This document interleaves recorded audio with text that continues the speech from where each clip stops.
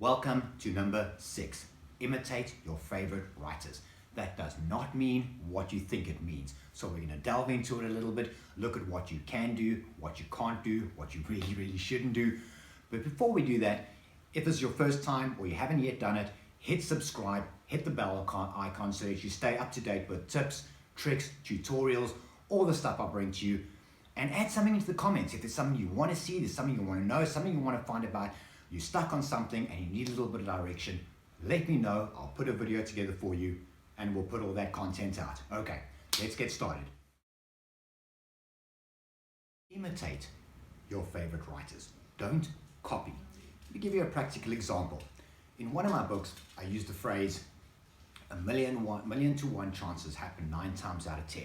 That didn't really sit well with me. And after the second draft, third draft, by the time we got to the end, I eventually removed it. You see, it was a Terry Pratchett quote. And while I could have ascribed the quote to him, or I could have maybe reworded it in some way, it just didn't sit well, it didn't sit right, and so I got rid of it. Now, imitation does not mean copy. Perhaps as a blogger that you enjoy, perhaps as a writer, you read all of his or her books, and you do so because, maybe they use pop culture to elevate a particular scene or to explain something that's complex. Maybe they use humor to lighten up a particularly dire situation, and maybe you like the way they do that. And if you like the way they do that, give it a shot. Try it out. See if it fits in with your style. You will very quickly know if it doesn't work for you. Here's another idea, okay?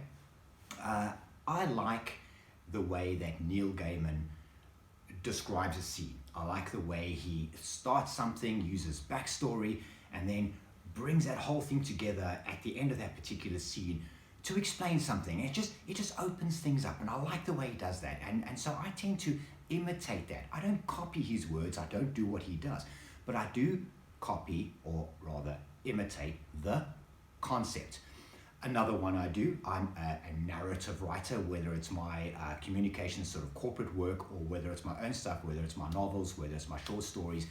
I'm a narrative guy, and what I like to do with that is I like to develop characters in a very broad way. I like to bring that character out. I like to bring people in. I like my characters to resonate. I want people to be able to relate to my characters. And one of the guys that does that in my opinion, that does that the best is Stephen King. Say what you like about him. You can like his works. You don't have to like his works, but he's good at it. He can take a character and he can really build that character up to such a point where you, even if it's a bad guy, you found yourself liking the guy, you're resonating with him, you're relating to him, and you're liking that character. And he's always under the impression, I tend to agree with this, that at the end of the day, the story is more about people than it is about the event itself. And so I've taken a lot of that and a lot of his style and a lot of the way that he builds his characters, which isn't through description. He doesn't over-describe his character, but he does use dialogue to bring them out. That's what I do. That's how I do it, but I'm not going to go into that. We're going to do a separate video on how I build and how I develop a character, and we will then take it from there. Imitate, don't copy. Take the ideas, take the concepts, don't take the words. Build it into your style, see what works, see what doesn't.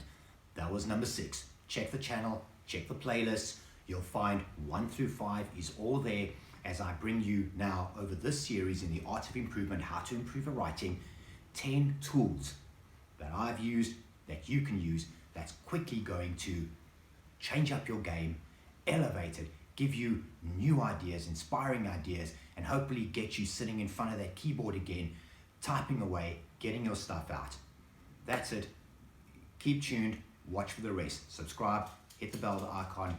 Cheers.